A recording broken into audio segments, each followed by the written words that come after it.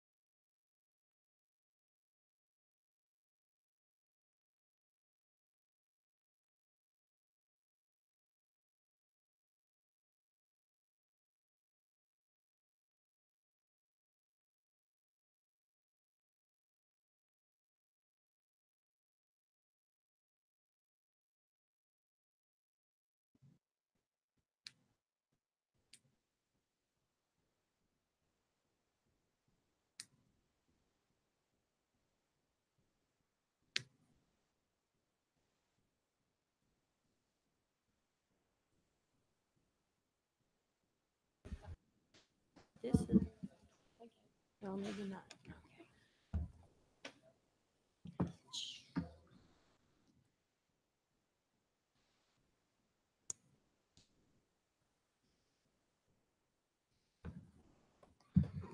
So is this stuff going to be okay right here, Jose? Okay.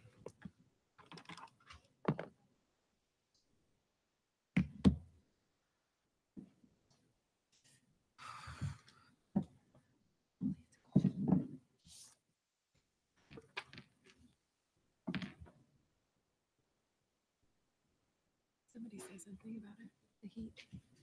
Hmm? Did anybody mention it? Mention what? The heat. I think it's a constant topic.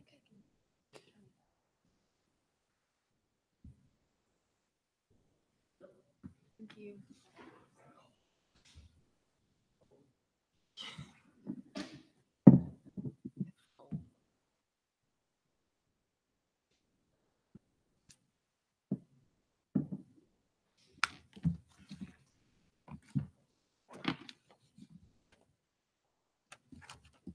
Oh, is he actually going to do something down the middle? Yeah, I think you That's nice.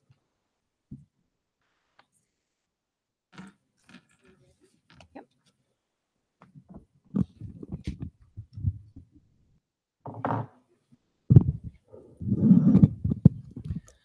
Okay, it's 7:20 PM. The June 14th meeting of the Mountain View Wisman School District Board of Trustees is called back to order after closed session. And I would like to report that no action was taken in closed session. So the next item on the agenda is the consent agenda. Do I have a motion to approve? And President Blakely, I think you wanted to remove the personnel report. Is that correct? Right. So I was going to put that, the updated personnel report. Yeah. I was going to suggest that we put that right after it, or would we do it right before? What, I'm sorry, I don't know the correct So, protocol. We have a revised personnel report. And are you just going to abstain during the vote, or do you want to? I was going to abstain during the vote of that. So I was going to Okay, move that so item next. I move that we approve the consent agenda minus the item A. Second. All in favor? Aye. Aye. The motion passed unanimously. Motion made by trustee Wheeler and seconded by trustee Wilson was passed unanimously. So now do we have a motion to approve the revised personnel report? So moved. Second. And I'm abstaining. All in And, favor?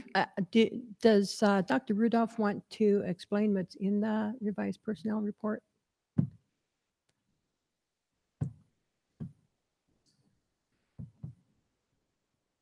So we were informed today that for personal reasons, Ms. Dillman is going to be returning to her home in LA.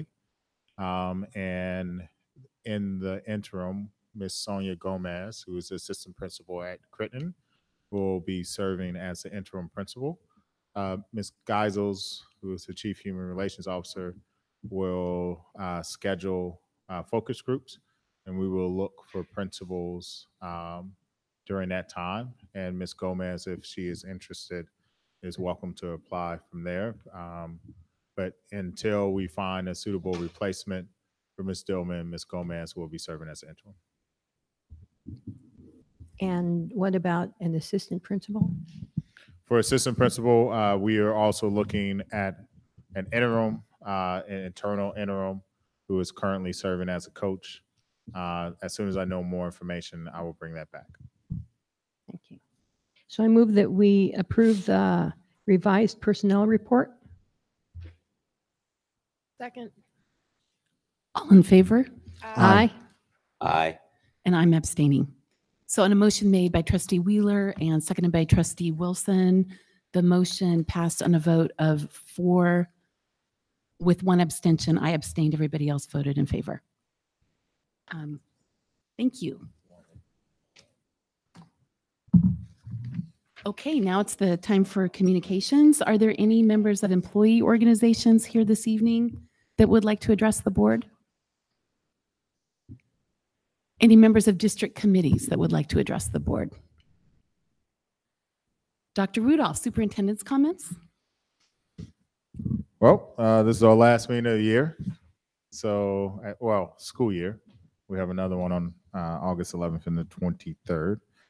But I would like to take a moment to recognize a former trustee and longstanding member in our community, Mr. Juan Aranda, who will be leaving. I know that we want to say a couple of words to you, and so I'm going to kick it over to Ms. Wheeler to kick us Yeah, off. we actually have a thank you card to former trustee Juan Aranda. Juan was if I think most people in our community already know Juan, but if you don't know Juan, he was a highly respected board member of the Wistman School District Board. And then when the two districts merged, he was elected as one of the brand new school board members for Mountain View Wistman School Board and served on that board for a while. And has continued to be a leader in the community. So Juan, will you please come on up here and get your card?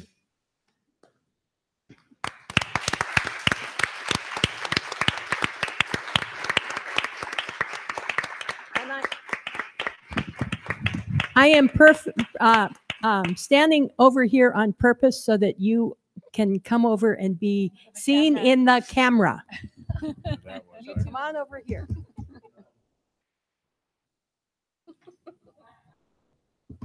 Come up and Front and center. And here's your card.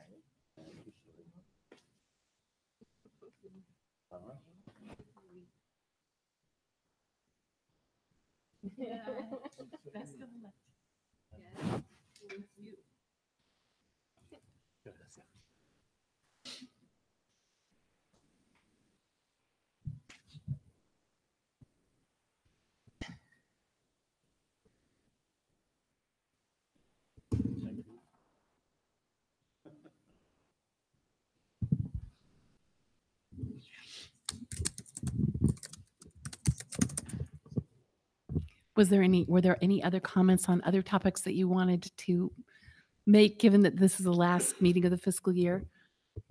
Have a safe and enjoyable summer. That's about it. Hear, hear. Thank you. Okay, so now is the time for community comments. This is the time reserved for community members to address the board on items that are not on the agenda. The board and administration welcome this opportunity to listen.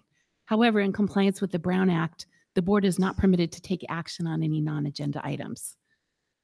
Speakers are requested to complete a speaker card and state their name for the record. Were there any members this evening wishing to comment on any items that are not on the agenda? Okay. Then the next item, we're moving to the review and action section of our meeting. And the first item is the name for the new school on North Westman Road. Dr. Rudolph. So we discussed this at the past meeting. So I'm back per our process of talking about it one time and bringing it back for a vote. So we staff are recommending that and seeking approval from board approval to name the school on North Wistman Jose Antonio Vargas Elementary. To name the preschools a combination name of Barack and Michelle Obama Preschool, and one will be at Montecito and the other one will be at Latham. And then to rename the boardroom to the Gail Urban Moore Leadership Center. Thank you. Trustees, did anybody have any clarifying questions? Okay, we have one member of the public that wished to comment, Holly Leonard.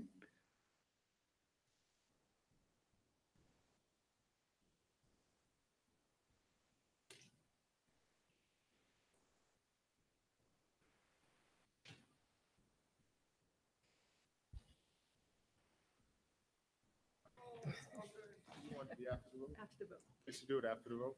She wants to do it after the vote. Of course, not a problem. So trustees, were there any additional comments, and that includes you, Greg, or questions that you wanted to make before we vote on this matter? And then afterwards, we'll check in with the public to see if they have any comments. Oh, We are. we Very we good. have one, which is Holly Leonard, but she preferred gotcha. to speak Okay. afterwards. So I move that we approve the name for the new school on North Wistman Road in addition to the name of the 2 preschool sites and the leadership center. Second. Okay, all in favor? Aye. Any abstained? Abstain. Yeah, one abstain. Okay, and no one is opposed. So on a motion made by trustee Wilson and seconded by trustee Gutierrez, thank you. The motion passed on a vote of 4 with 4-0 with 1 abstention. Trustee Coladonato abstained. And now Holly Leonard wanted to make some comments.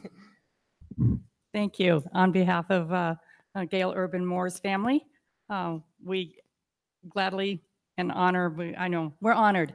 We're honored to have my mother's name respected like this for the board member. I look forward to the opening of it. Thank you. Thank you. Okay, so the next item on the agenda is the Enrollment Priorities Task Force recommendations. And Dr. Rudolph, is that you again, I think? Yes, I'm gonna keep it moving. All right, so we are bringing back a recommendation in theory or concept because we need time to get the official language of Administrative Regulation 5115, aptly called the Enrollment Priorities. So working with our task force. Sorry, let me get to it. So the first one is that they came up with 3 different priorities. The first one is starting in the 2019-2020 school year. Priority 1 is given to students who reside in the neighborhood schools boundaries. Priority 2 is to staff who are working as a half-time FTE or greater. However, a staff cannot bump a neighborhood student. So they have second priority to the first one. The second one is that we will allow interdistrict transfers on the following 2 bases. The first one is that voluntary transfers may be allowed to under-enrolled schools, which we will identify every single year. This does not apply to the siblings, but obviously with a school that has greater than or equal to 25% capacity, there should be the opportunity to take a whole family there. It will be on a year-by-year basis in order for this to happen. The second one is that we will create a hardship form. That hardship form will have a list of reasons, including other, that will allow parents to apply to any of our schools, and it will be reviewed on a case-by-case basis. And one of the things that the board brought up at the last meeting was even the opportunity to look at it by grade level instead of looking at it by the overall number of seats that we have. And so those are the only 2 exemptions that we will have for interdistrict transfer at this time. And then the final one, and we will create a formalized process and communicate that out. And then the final thing is that students whose families move out of an attendance zone prior to the end of the year will be allowed to remain until the end of the school year, and at which time they will need to transition to their current school. Of course, they have the option to move to another school during the school year if that's what they so choose. And then the final thing is that we will perform attendance verification at impacted sites starting in the 2019-2020 school year. And we're currently working on the process. Then we'll be communicating that out at a later board meeting, as well as bringing back the finalized language for the Administrative Regulation 5115. And so staff supports the Enrollment Priorities Task Force recommendation and is requesting board approval to move forward. I have a clarifying question. You Yes. just said something about including by grade level. Was Under the special circumstances that were reviewed on a case-by-case basis, we will, because it's on a case-by-case basis, we can look at grade levels as well as other circumstances, whereas the first part of it simply looks at the percentage of the seat capacity.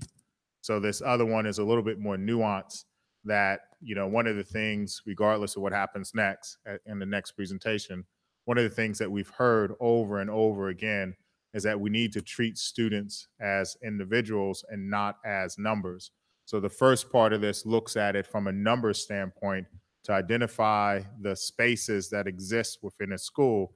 The second part allows us to look at it from a case-by-case basis to make a determination as to what is the right fit for a kid. And, you know, one of the cases that was brought up the last time by Ms. Caslow was that there are some times when a student has been at a community and is a part of the special education program, and that their parents feel that it's best served for them to remain there. Not to say that we don't offer that someplace else, but just that they would like to remain at that particular school. That is done on a case-by-case basis. The beauty of this is that we can look at it individually and say, at this particular grade level, we have space, as opposed to looking at it at the overall school. There are some instances where we may have a spot at a grade level where it is, let's say K through 3, where there is a couple extra spots, but it technically, while it meets a 24-to-1 ratio, if we were to look at the whole school, it wouldn't fit under the 25% rule. So that case-by-case scenario allows us a little bit more precision to take into account special circumstances that parents feel need to be looked into. And that could be anything from Title IX violations to bullying. Title IX would be sexual harassment, or anything else that comes. Sometimes there are discipline issues, but we would bring those in a confidential manner to the board and let you know these are the case-by-case exemptions that we've given at the start of the school year. Thank you. Were there any more clarifying questions, trustees? I think, Rich, you said you wanted to comment on that. Is that, you said 8A, is this what you wanted to comment on this particular? It looks like we have 2 cards. Sorry, 3. Thank you. So I've got 2 cards, one for Rich Tanner and one for Matt Grunwald. You each have 3 minutes. Please take the microphone. Hi, my name is Richard Tanner. I was on the EPTF working on these things. The only thing that occurred to me is that we kind of would, and this is my opinion, okay, just not speaking for the whole school or something, but I would like to see the choice schools residency verified as well. Because one of the rumors that we've had since my first introduction to Stevenson was people claiming that people moved into the district, they got into one of the choice schools, and then they moved out of the district. And it's always been a rumor, and everybody says, oh, well, it's such a big number. Nobody's checked. So if you're going to do the residency checks on like HuffBub and Vargas or HuffBub and Landals or whatever, I'd kind of at least like to have a year's look at residency checks on the 2 choice schools. Thank you. Matt? Hello, thank you. I was in the EPTF meeting where this came together, and there was an agreement at some point that choice schools would also not have allow returning students, allow siblings to have a guaranteed spot, and that after some discussion, that's now kind of been tabled.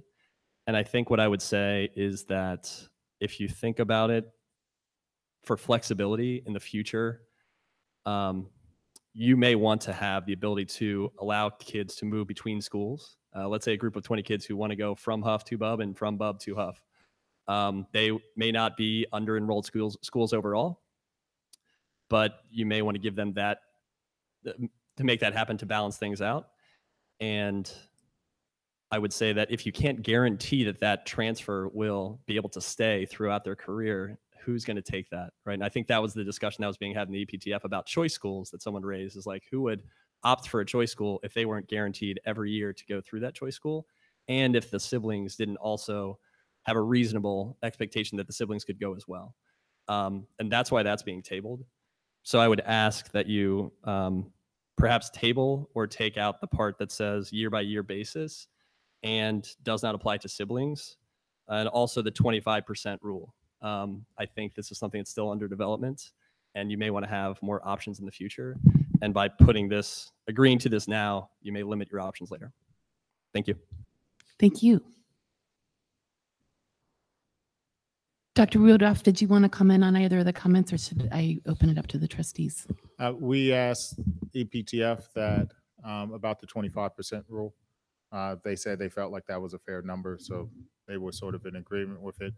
I would say Matt is a little bit spot on in terms of the year by year. I'm sure if we were to do an individual basis, I think the general feeling of the EPTF was, though, that someone who is making a voluntary transfer, there needs to be some skin in the game, and they need to make sure that they want to stay there, and that allowing the transfer to exist for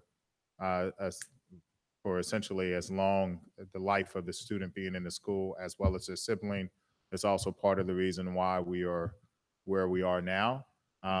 Utilizing our new enrollment system, technically the request is a simple push of a button, and I don't, unless a school, I'll use Montaloma because it's going to be well under capacity. By the time it fills up to 25%, I think we'll be in a different environment in Mountain View altogether.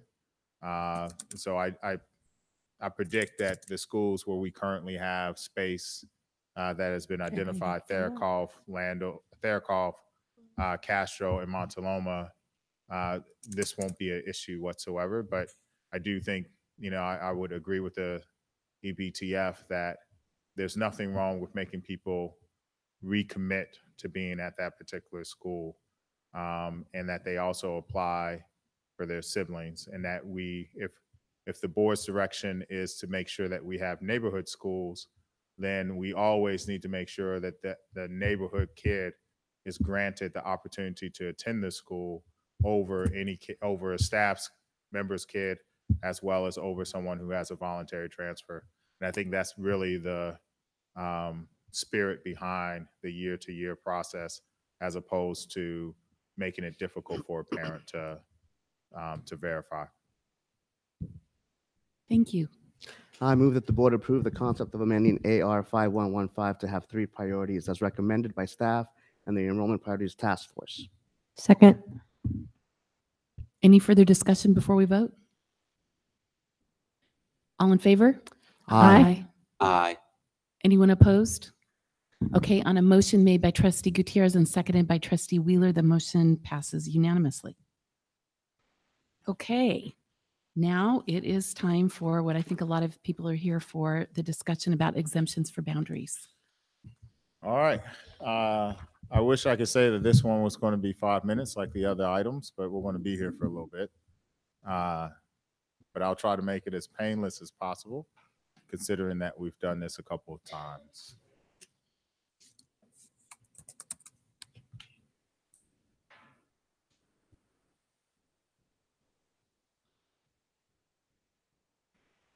Okay, so what we're here to talk about is how we are going to enforce the new boundaries that go into effect in the 2019-2020 school year. As a reminder, these are the current boundaries. The SAATF drew these to be contiguous boundaries that took into account major thoroughfares as best as possible. I know that at times we can argue Rangsdorf, Shoreline as other boundaries, but at the end of the day, we have to work with what we have. And it also takes into account that the board wanted to make sure that we wanted to keep schools around 450. This is also a part of a strategy to open the school on North Wistman, now known as Jose Antonio Vargas Elementary. I didn't want to be presumptuous when I wrote the presentation. And so this is the final part of it, which is finalizing the school boundaries. The reason why this is important, and we just did the EBT, the AR 5115, which I think is very different and easy to understand. So we've accomplished this goal. I also think that it is very easy for staff to implement, which is also good. And it enforces the contiguous boundaries for our 7 neighborhood elementary schools, which includes Antonio Vargas Elementary. The other thing is that registration opens in January. It will take us essentially 6 months to work with SchoolMint to get the process up and running in order to make sure that the exemption that you just allowed for, which is for individuals to choose a school that is under enrolled, is an available field within the process. So there is a technical aspect of it. The other piece of this, which we've heard from the board, is that we also want to make sure that we have time to communicate the change to any parent who is impacted so that they are aware. I know that we have talked about this ad nauseum for the last 3 years, and it even precedes me. However, so if you include the other 2 task force that came before, we're close to 4.5 years. It is important to reach out individually to each one of the parents who are going to be impacted and let them know what their options are and how this is going to look. And so we want to be able to assist families to transition zones. And then we also need to plan staffing changes for all of our sites. I know Dr. Jones is sitting in the audience today, and he would very much so like to know how many teachers he is going to have in December so that he can start the interview process, which will be internal first before he does an external process with every other principal. And so we need to be able to plan for that, and that's why it's important for us to make a decision today to provide time to do all of these things. All right, so our current AR 5115 now does support, but at the time of this presentation does not support the trustees' desire for neighborhood schools. It allowed for inter-district transfer, providing flexibility to address various needs. And it also, I will say, reinforced perceptions about school quality. And so that is some things that we have to take into account. We also know that there were 2 votes that were instrumental to getting us here. The first one was the vote to create smaller learning communities that were close to 450 as possible, but understanding that there is a range between them. And that drove our decision-making process for how we did our facilities as we went through Measure G. The second one was the opening of Jose Antonio Vargas Elementary. And so those 2 things drove the action after review. And so now we come to the part where we started talking about exemptions. And so some of this is going to be a little bit of a refresher, and then I'll talk about a data request that came up. So the first exemption is for students who are out of their attendance boundary and enrolled in 5th grade during the 2019-2020 school year. That is our current 3rd graders who will be 5th graders in the 19-20 school year. And the idea with this exemption is that we allow students to remain in their current schools as well as their sibling. This exemption, however, will sunset at the end of 2019-2020 school year, meaning that regardless of the grade level of the younger sibling, they must return back to their neighborhood school at the start of the 2020-21 school year if this exemption was to go through. The second exemption is similar to exemption 1. However, it takes into account 4th and 5th graders as well as their siblings. And as you can tell, this one ends in the 21-22 school year, so it's just 1 additional year. And it allows for them to remain at their current school.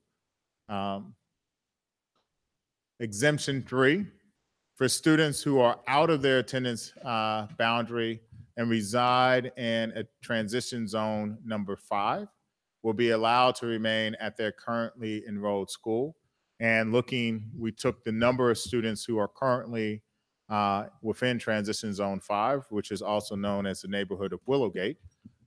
This exemption, if passed today, would sunset at the end of the 2023 school year or 2024 school year. Exemption 4 are for students who are out of their attendance boundary and enrolled in a school that has been identified with a lower than capacity enrollment. So this is very similar to the priority in AR 5115 that was just passed. And it will allow them to remain at their school in the 2019-2020 school year. Castro, Montaloma, and Therakoff were the schools that were identified. And this exemption sunsets at the 2023-2024 school year. What's different between the difference between this one and the AR, what was just passed, is that the only request that we have in the new AR 5115 is that parents recommit every single year that they are going to remain at that school, as opposed, and so it applies to any parent, any child who is out of their boundary, as opposed to having two competing sets of kids, one set of kids who are allowed to remain there until the end of the 2023-2024 school year, and another set of kids who every single year have to reapply because they came in after this. They were admitted in the 2018-2019 school year. So we want to make sure that we've addressed that one. So exemption 4 actually, as you'll see later on, is a moot point because we've handled that in AR 5115. So we had an additional request was looking at removing students from what we call overprescribed schools. So these are the schools that have the highest enrollment. And as you can see, it gets a little complicated in order to make this happen. So we looked at BUB. And so when you look at the number of students who are out, you have 8 may stay at Castro or return to BUB, meaning that there are 8 students who are currently in the BUB boundary but attend Castro Elementary. But because we've given priority to neighborhood schools, these 8 students can choose to stay at Castro or they can choose to return back to BUB. And that becomes sort of a logistical nightmare because at any given point in time, a parent could argue, well, I didn't know about the deadline and I do want to transfer or I want to remain at a school. And so that's one of our major concerns about the maze. Then from there, we have 8 students who will leave Huff and go to BUB, 2 students who are going to leave Landos to go to BUB, 3 may stay at Montaloma or return to BUB, 7 may stay at Therakoff or return to BUB, 13 will leave BUB and go to Castro, 11 will leave BUB to go to Huff, 82 will leave BUB to go to Landos, 4 will leave BUB to go to Montaloma, 8 will leave BUB to go to Jose Antonio Vargas Elementary, and 8 will leave BUB to go to Therakoff Elementary. And then what you can see is at Huff, we have a similar situation of 11, 1, 14, 1 may stay, and then we have a group of individuals that will leave. And then you can see again for Landos, you see the similar formula. And the reason why I bring this up is that logistically, this becomes a little bit harder of a task because you have the mays who can move and they can choose to remain at a particular school. And so the first thing is that removing students from one school to go to another, and I'm talking about specifically this request of data, and I'll explain why in a second what I'm talking about. It is a complicated process that may or may not create a net gain. So if we were to go back and we were to look at, we'll just pick Landos real quick. So you have 16 who may leave, or we got 24 mays. So we'll look at Landos, right? So we have a group of students who may stay at Landos and who may not stay at Landos, right? Or they can choose one way or another if they want to return.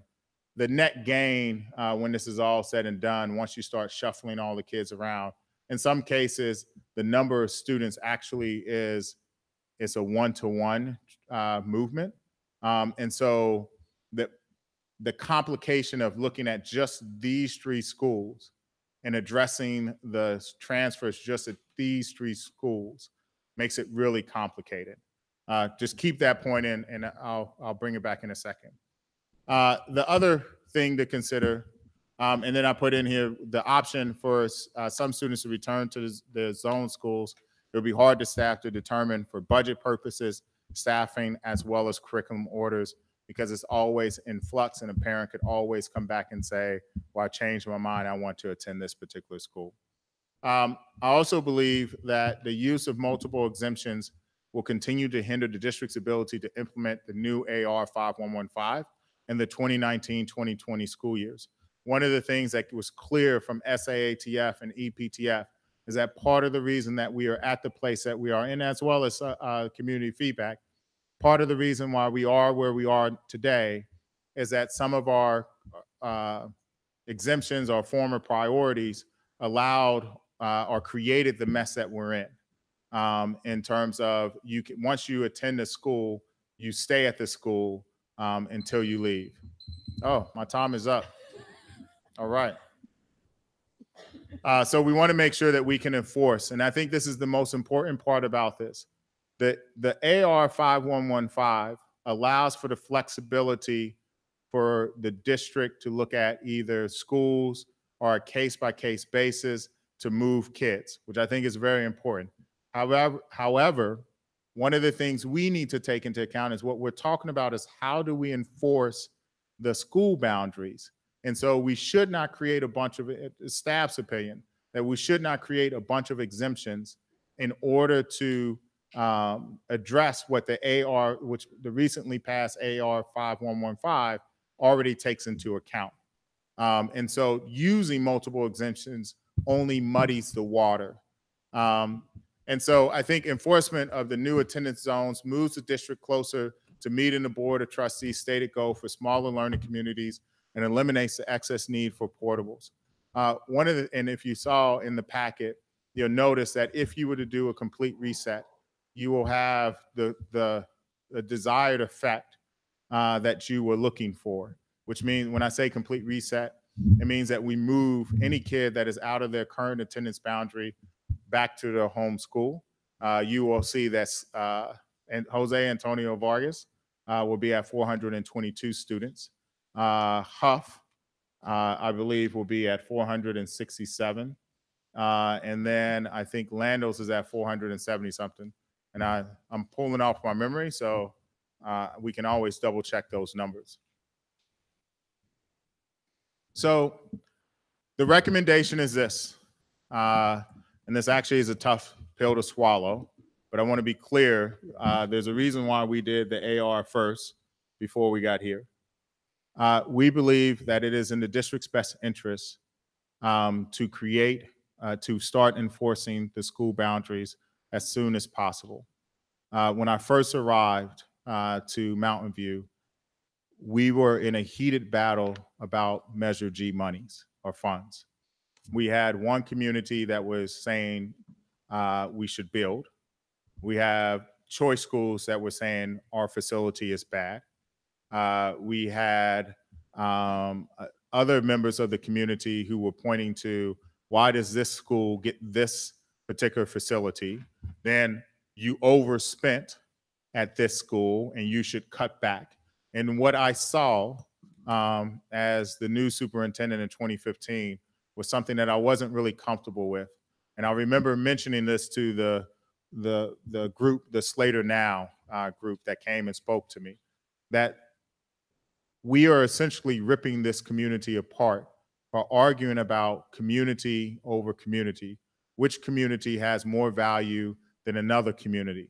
And what I'm afraid of is that some voices that are not here, for one reason or another, will come back and they will say, well, why is this community, this neighborhood, valued more than my neighborhood? And I'm not, as a superintendent, I am not comfortable with the arguing and the finger pointing that is currently taking place. And so it is staff's recommendation that as a community, as a district, we all move together as one group of individuals. And that if there are exemptions or hardships that we need to take into account, then we follow the spirit of all of our commenters and we look at those on a case-by-case basis and we approve them in that fashion, or we allow students to transfer to schools where there is extra capacity because a parent wants their child to be in a school where the class size is a little bit smaller because it is under enrolled, as opposed to drafting a series of exemptions that essentially will pit this community against each other for the next 4 to 5 years or whenever the exemption ends. And so staff is recommending that with a 3-year lead time, which is essentially what this is, that the board immediately enforces the attendance zone starting the 2019-2020 school year, meaning that any student who is out of their current bounds would be either A, sent back to their school, or B, required to apply for one of the interdistrict transfer exemptions or allowances that is under AR 5115, which is either the personal exemption or the personal voluntary exemption or the under enrolled exemption, and that every other student goes and attends their neighborhood school, and that we follow the spirit and the letter of what not only the Board of Trustees has been arguing, but also what our community has been arguing, which is that this is about neighborhoods and that we need to make sure that kids are moving together and that they are able to travel to their schools together and that they are able to be safe and to play and to be with kids that are like each other. I can tell you as a student who went to a school that was outside of their neighborhood, there is something to be said about seeing other individuals within your school or within your neighborhood or your community who attend the same school. There is something as a parent, when my 2 daughters were zoned to a different school, to say, hey, as a group of individuals who live in Spring Park neighborhood, we are all moving with Davis Lake and Highland Creek. And so I am uncomfortable that this community, that Mountain View, a community I've grown to love, has started to fight each other because of a process that has taken us 2 to 3 years to resolve. And I can own it because I was the one who designed the process for it to take this long. And I completely understand that it has allowed us to create this momentum to where we're fighting each other. But I think the AR that it was just passed is sufficient enough to address the concerns that have been raised by every single person. And so staff recommends that we should allow the 5th graders as well as their siblings to stay at their current school when Jose Antonio Vargas Elementary opens, and that any parent or that wishes to file a hardship case use the new process that will be unveiled in the fall as a hardship case where we can look at it on a one-on-one basis. And any parent that wishes to remain at a school that is under enrolled can do so under the new AR policy. Thank you. Trustees, any clarifying questions? Okay, there were a number of speakers who wanted to address this issue. I've got 5 cards. Thank you. So I'm going to read your names off, and if each of you can take 2 minutes and just be queued up at the phone, at the microphone. So we've got Michael Buksani, David Levin, Jawad Tareen, Matt Grunwald, and Marianne Baumgarten.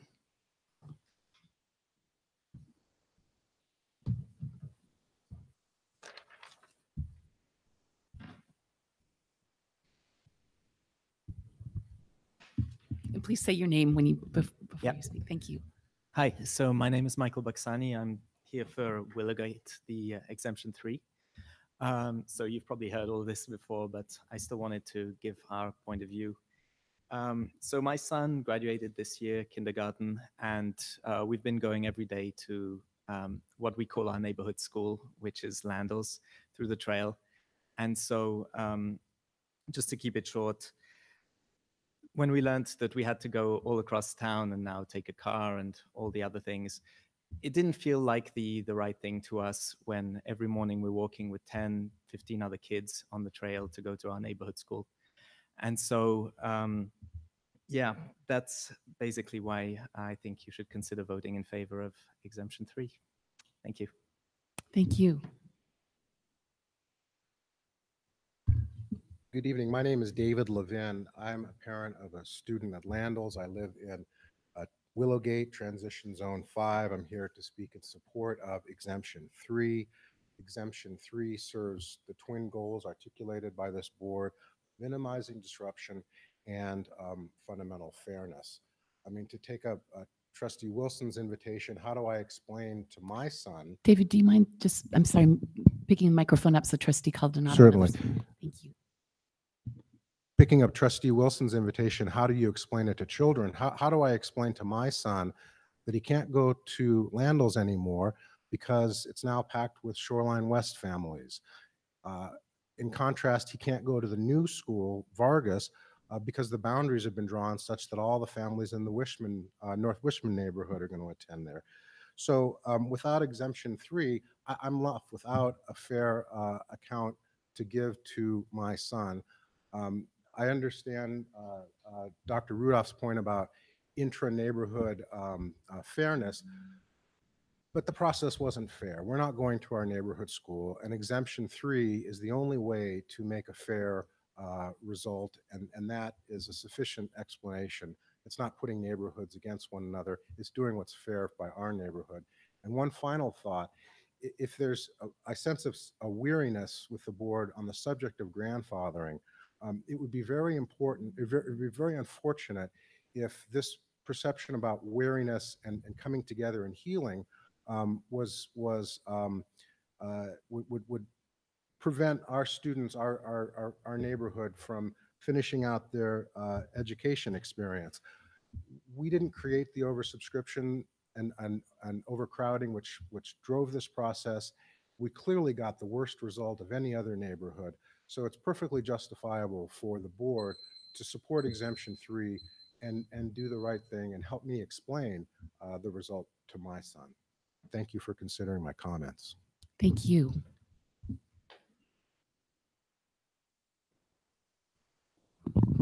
Hello, my name is Jawad Tareen. I'm with David and Michael as well, and here in support for Exemption 3 as well.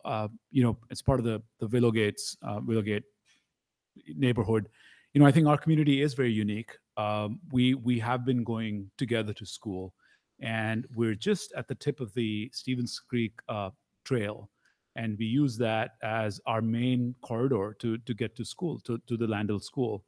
And my daughter is in first grade now. She'll be in third grade, and we've grown to love this community. I mean, we can't fathom the idea that we would have to then move to Thurikoff. And when, you know, we were talking with David, I just wanted to be here and actually just, you know, emphasize as well that, you know, we really would like, you know, Exemption 3 to be supported.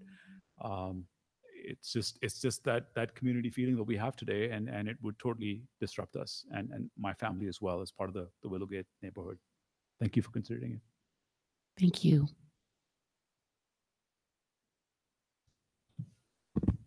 Hello, thank you. First point of clarification, where's the superintendent? Oh, so at the end you were saying for this recommendation, would internal transfers who are at the impacted schools, would they stay for a year in 2019?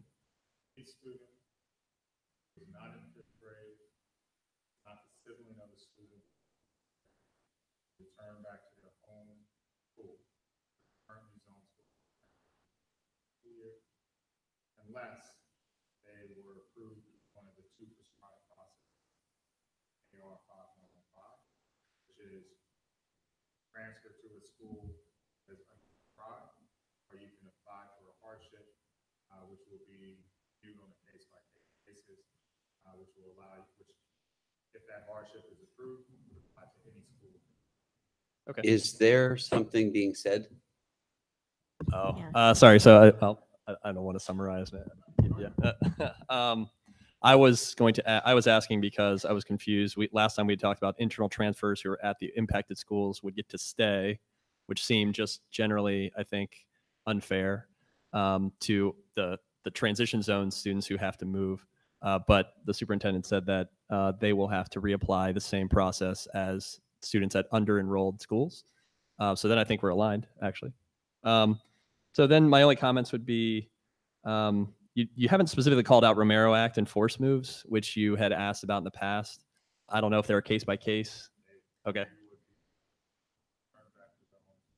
All right, we're aligned there. And then, I think, again, if you're transferring if you're at Monte Loma, an under-enrolled school, and you're going to ask for the You can have yeah, some yeah, extra couple- time thank because you. of the. If you were making the decision whether to move to Castro immediately or to make the application to stay at Monte Loma, and you're not guaranteed for for 3 years, let's say you're a second grader and you're not guaranteed for the rest of the time, you're putting parents in a position where they have to make that choice of like, do I take the risk that Monte Loma is going to stay open, or do I just go to Castro and help my kids learn, meet new friends then, and rather than having them do it later. So to that end, I think that anybody who's deserving of a grandfathering in this framework should be guaranteed through 5th grade. And I think that would include those people at under-enrolled schools, Romero Act, force moves, everybody that we've talked about. That will be on a case-by-case basis. But then also the siblings who are of the 5th graders. I think the spirit of this was to make everyone move at the same time in 2019, 2020. And then grandfather some additionally. But now those kids, 21 kids that impact the schools who don't have a chance to transfer, they would be moved. So rather than move those 21 kids, I'd recommend letting everyone stay through. Thank you. Thank you. Prepared something to try to stay within 3 minutes, so hopefully. But I'm Dr. Marianne Baumgarten. I'm a 12-year Mountain View homeowner and a mother of Monte Loma, 3rd grader, as well as a kindergartner. And our home falls within the newly redrawn boundary that was within Monte Loma that is now assigning my kids to Castro next year. I'm here to advocate for exemption 4 because relationships matter for our kids. Long-term success, not just in school, but in life. Do you remember your childhood friends and their families? With 3 years invested so far, our family is invested in Monte Loma, in the school, in the community. My daughter's Girl Scout troop is made up of girls from Monte Loma. Her softball team made up of girls from Monte Loma. We're friends with our kids' parents, and my son is excited to start kindergarten in the fall. We're part of Monte Loma, and Monte Loma is part of our lives. While I fully understand the pressure that's on certain schools, Monte Loma is not overcapacity. It doesn't share the same pressure. In addition to being a Monte Loma mom, I also hold a PhD in Human and Organizational Systems, and I work in diversity and inclusion at Facebook. I mention this because I deeply understand the impact of human connection, of community, and of change, including change to both my kids and all kids affected if forced to move to a different school before their graduation. It will lessen their sense of connection, of being part of a whole, of their identity. It'll therefore lessen their ability to focus on learning and growth at a critical time in their development. I urge you to approve exemption 4 to ensure that all current Monte Loma students can finish their K-5 school experience with their friends and their school family. Thank you. Thank you. Dr. Rudolph, did you have anything further you wanted to say before I open it up to questions or comments from the trustees? No, ma'am. Thank you. Trustees, including Mr. Coladonato? Questions, comments? Let's get this done. Do I have a motion? I'd just like to thank the task force and everybody involved. This has been a long, arduous process. A lot of community hours away from your families, and I'm hoping that we can make a decision that honors that. So I just, again, wanted to say thank you to everyone involved.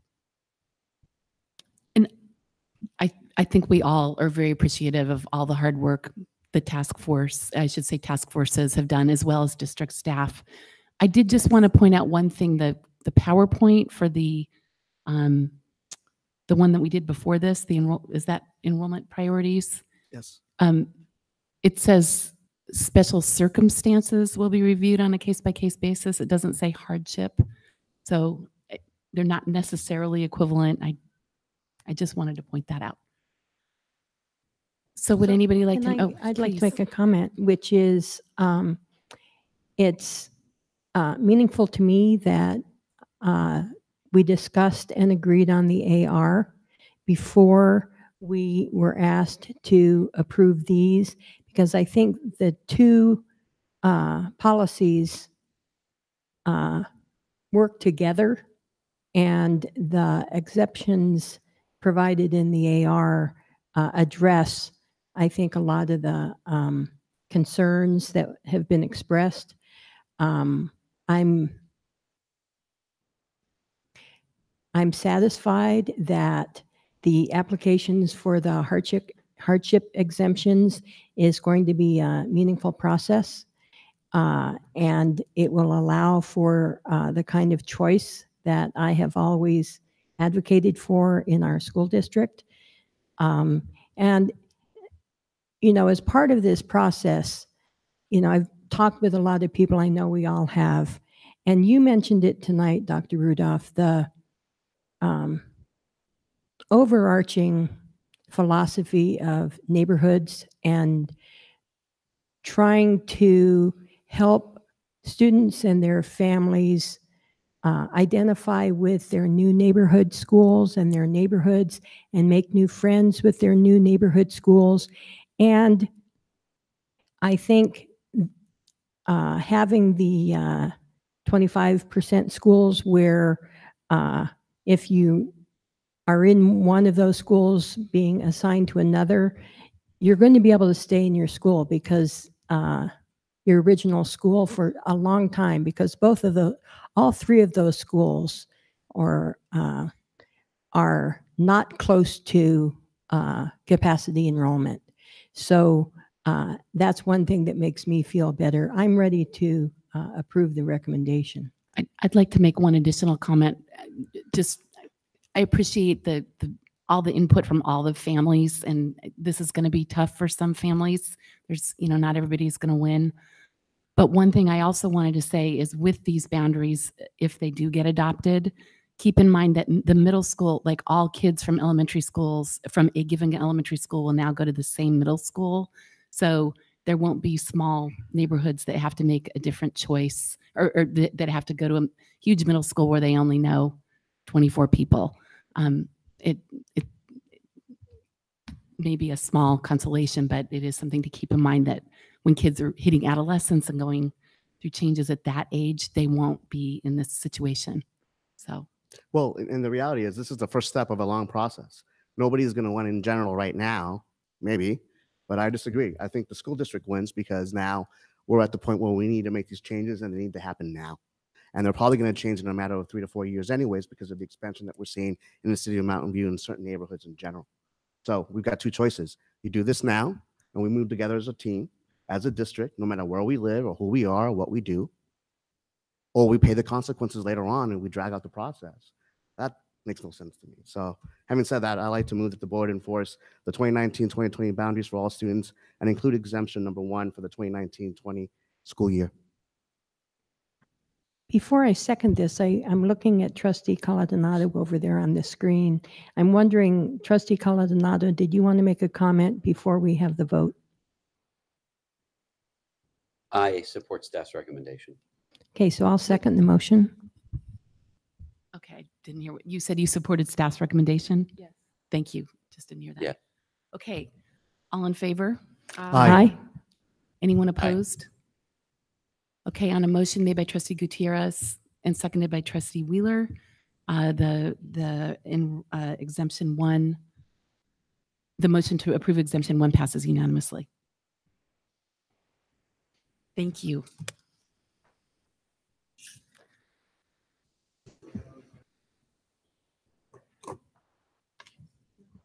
I think the vote, do we need to vote on exemptions 2, 3, and 4? No. Nope. Staff recommended exemption 1, and that was it, unless you or changing your vote and adding, you would have had to change it at that point. So once the motion was made, if someone wanted to make an amendment, you would have made the amendment right there to include exemption 2, 3, or 4. That was my understanding, is that Correct. overall we were voting on exemption 1 only. We didn't say that, but that was, so.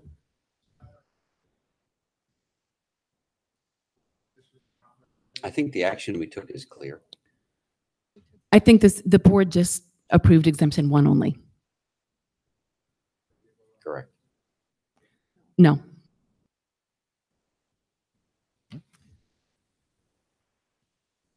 All right. Next up, oh, sorry, you tell me what's next up. No. So the next item is the local control accountability plan. All right.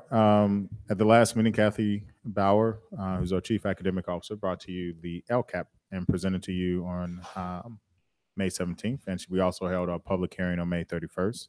We've gathered feedback from DAC, DLAC, and the community and posted written responses to questions and comments on the district website. Tonight, we are seeking final approval of the district's LCAP plan as written. Clarifying questions, trustees? Any members of the community wishing to speak on the LCAP?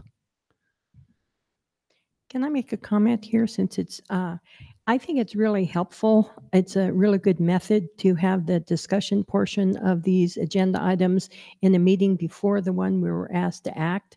So essentially, these are items for just action. Right. So Okay, and we did discuss this at a prior meeting. Okay, do I have a motion to approve? So moved. second, All in favor? Aye. That was an aye, trustee Coladonado? Okay. Correct. So on a motion made by trustee Wilson? Wheeler, seconded by trustee Wilson, the motion passed unanimously.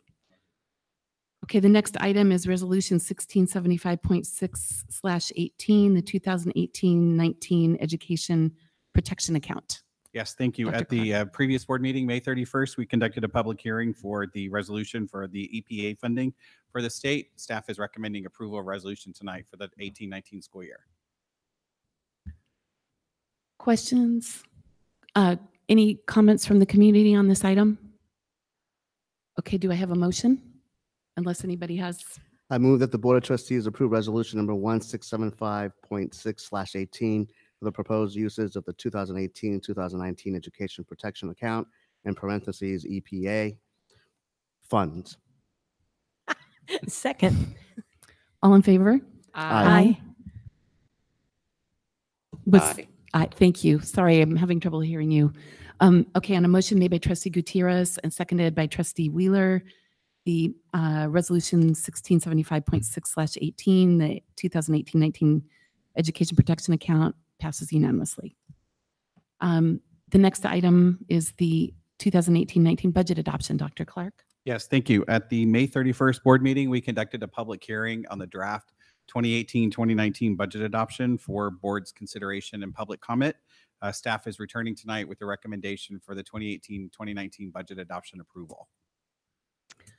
Were there any members of the public wishing to comment on this item? Barring any conversation or questions, do I have a motion to approve the 18-19 budget adoption? I move that we approve the 2018-2019 budget adoption. Second. All in favor? Aye. Aye. Thank you, Greg. Okay, on a motion made by trustee Wilson and seconded by trustee Wheeler, the motion to approve the 18-19 budget adoption passes unanimously. The next item is to award the North Bay Shore Facilities Master Planning to Artique Architecture. Yes, thank you. So as part of the North Bay Shore Precise Plan, staff is working with consultants, and the rough estimate is just under 2,000 students will be added to the school district from the North Bay Shore work and the projects and the housing development that's going on in North Bay Shore. To that end, we put out a request for proposals for architectural services to take the Mountain View Wisman School District through the public process of creating a conceptual plan for 2 to 3 schools out in the North Bayshore area. So we put out a request for proposals to our architectural pool. We have responses. Staff scored the scored the responses we received individually, and then we came together to combine those scores. And Artique Architecture was the architectural firm that rose to the top, for lack of a better phrase. And so staff is recommending that we award the contract to Artique Architecture for the conceptual design work that will be, and to take the community through approximately a 20-month process over the next 20 months to create the conceptual plan for the North Bayshore schools. At the pending board action tonight, over the summer, we'll work with Artique to put together the contract documents, and we'll bring that back on the August 23rd board meeting for board approval. Thank you. Any members of the public wishing to comment on this item? Barring any further discussion or questions, can I have a motion to approve the Artique contract? And none of us had questions, right? As far as I know. Okay. I move that the Board of Trustees award the architectural master plan project for the North Bayshore Facilities master planning to Artique Art and Architecture for a proposed amount of $396,000 plus reimbursables. Second. All in favor? Aye. Aye. Aye. Thank you. Thank you. The ayes have it. Okay, on a motion made by Trustee Gutierrez and seconded by Trustee Wheeler, the motion to award the North Bayshore Facilities Master Planning to Artique Architecture passes unanimously. The next item on the agenda is resolution number 1677.6/18, order of election, specifications of election order, and consolidation requests. Dr. Rudolph? Correct. We have 2 trustees whose seats are ending. And so in order to, for us to have an election in November, you need to pass this resolution so that we can get it over to the county voter registrars. This does not mean that we will have to pay for an election, depending on the number of individuals who pool, but this is the first step in that process. If only 2 individuals pool to go, then we can avoid an election. If we have 3 or more, then we will be in full election mode. So the board must take action in order for us to move forward. Thank you. Any clarifying questions, trustees? Any members of the public wishing to speak on this item? Any additional questions or comments, trustees? Because I don't think we discussed this last time, but do I have a motion to approve resolution number 1677.6/18 regarding elections? I move to approve resolution number 1677.6/18, order of election, specifications of election order, and consolidation request. Second. All in favor? Aye. Aye. Thank you.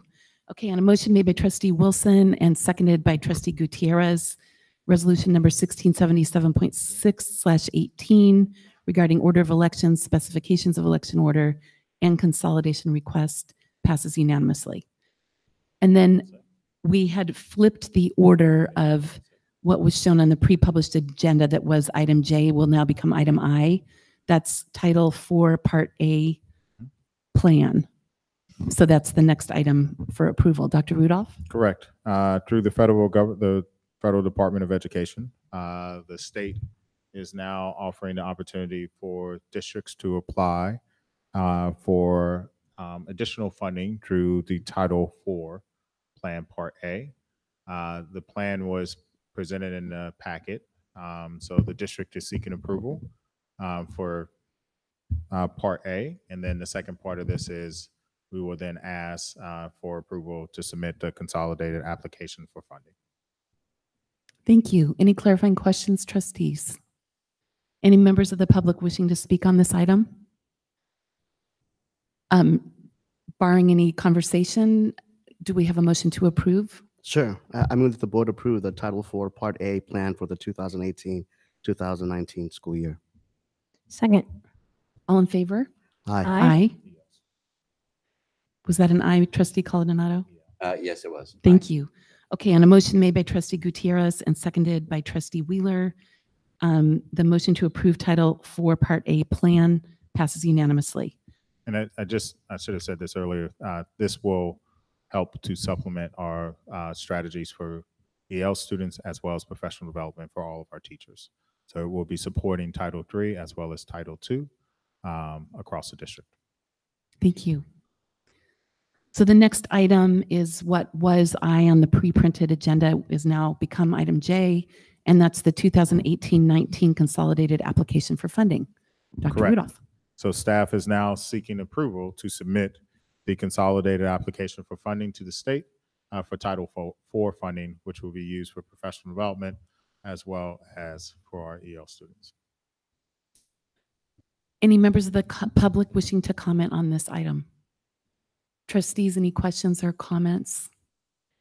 Do I have a motion to approve? Sure, I move that the board approve the application for funding as presented. Second. All in favor? Aye. On a motion made by trustee Gutierrez and seconded by trustee Wheeler, the motion to approve the 2018-19 consolidated application for funding passes unanimously. Okay, we now move to the review and discussion portion of the meeting, but I think perhaps we need to take a short break. Sure. Thank you. So we're breaking at 8:30. Let's be back by 8:40. We could be done by 8:35 if you want.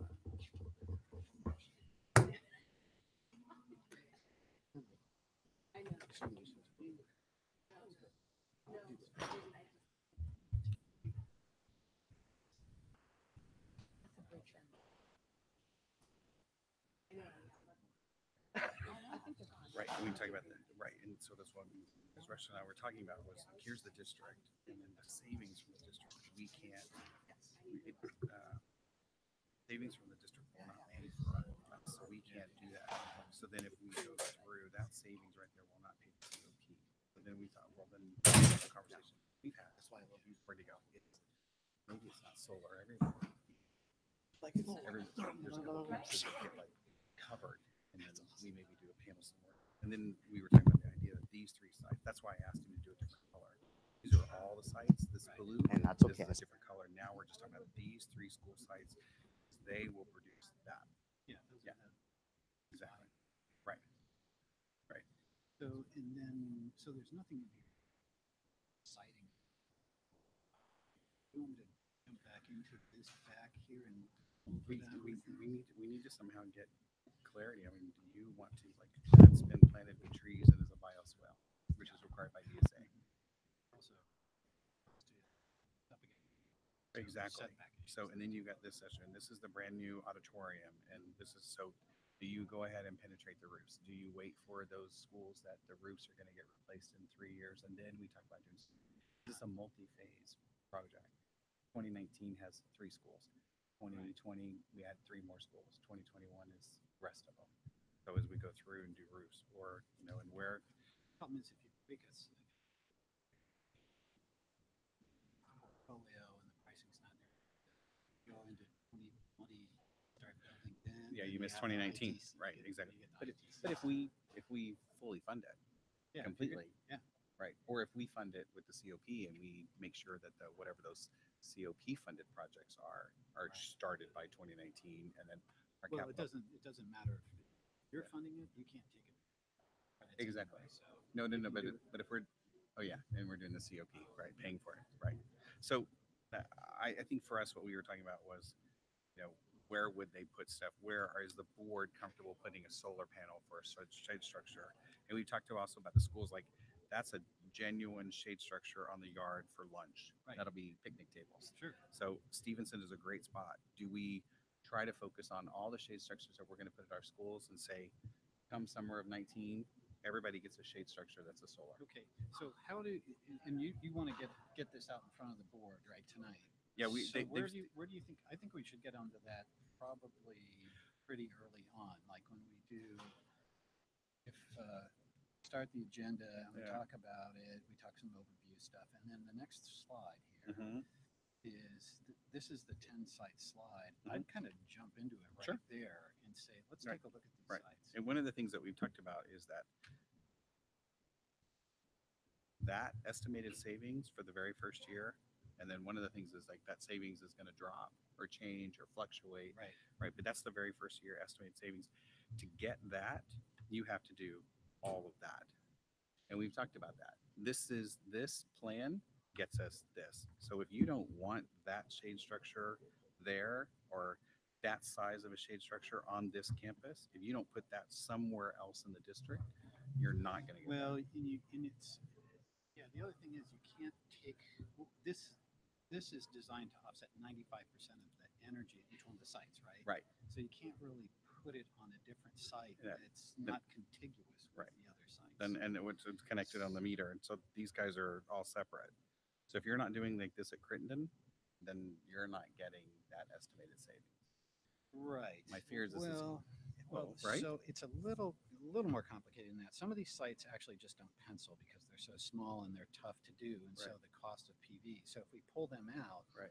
the sites that do pencil work a lot better financially, and Right. that's what we show And, at the end. and that's something for them to say. If we don't really get the best deal doing all That, of them. yeah.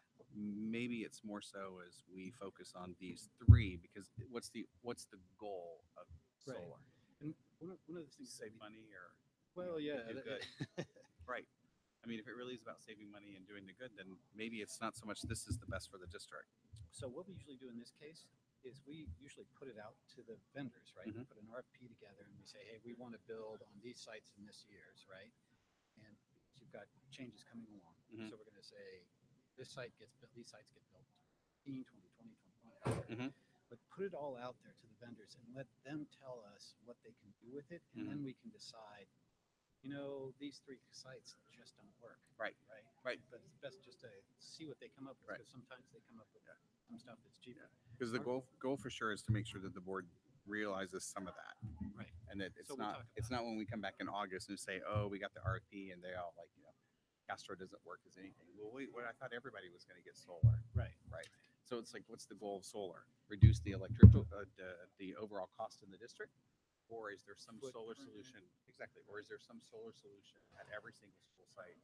Or do we put, I call them the trees, but I'm sure there's a real point. The idea like Therakoff. Therakoff has that one solar panel sitting there in the back. Is it the idea that there's some solar component on every site? May not be for generation, but it's just a solar panel sitting on the side where the kids can get that. Oh, that's what that is. That's what solar electricity, solar energy is all about. Yeah. What's your goal? Okay. So good. So I assume you're going to ask, we'll do some of the talking about the goal. Yeah. Great. Okay. Right. Great. Yeah. We'll bounce it back. I would say we'll wing it. And my hope is that it takes 10 minutes. It's usually when it takes an hour. Well, this is basically the last thing. This is it. They purpose everything tonight it's the last board meeting of the night of the year. So everything's action. And it's moving, which is good. I thought this one would come up until 9:30 Well, when I saw it. that one was. That was supposed to be an hour. Yeah. And he was had this last one about making the exemptions for enrollment. I thought that was going to go on. Exactly. What it has in the past. Yeah. They spent an hour and a half. We did, when I was a trustee, we did something similar. Yeah. It just like, Yeah. it was like meeting. Yeah. That was Never made that was less than half what as long as I thought it was really going to take. good comments from. Yeah. But you know what? It's the same 7 people who spoke for the last 3 board meetings. Sure. And it's not my kid. No, my kid. Yeah. It's really funny is we have a staff member who goes to Huff, and she said there's 5 kids on their block. None of them go to the same school. One goes to Huff, one goes to private, one's homeschooled, one goes to some parochial.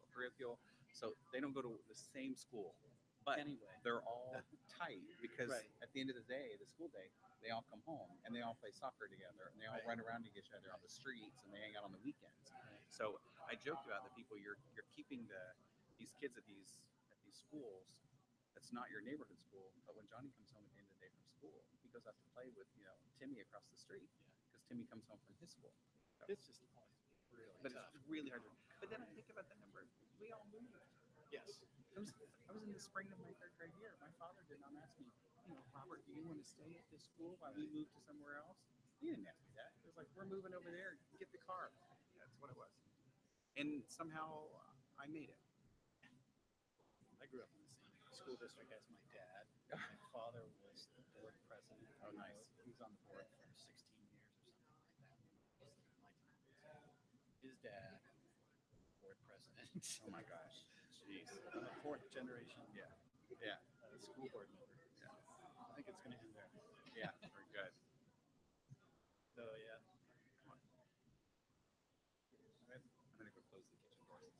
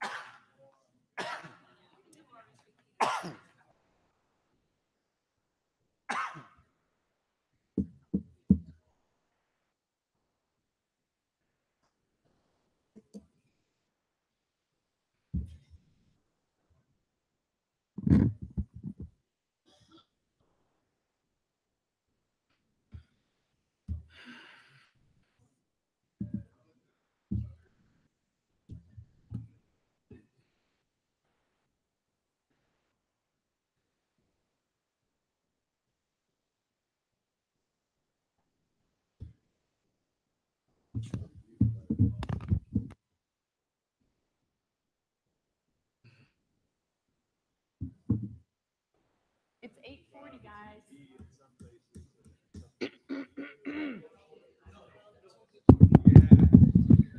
Ahem. Trustees.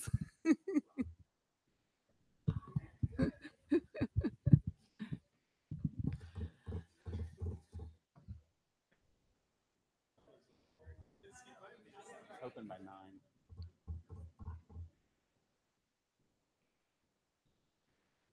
Okay, at 8:41, the meeting is called back to order.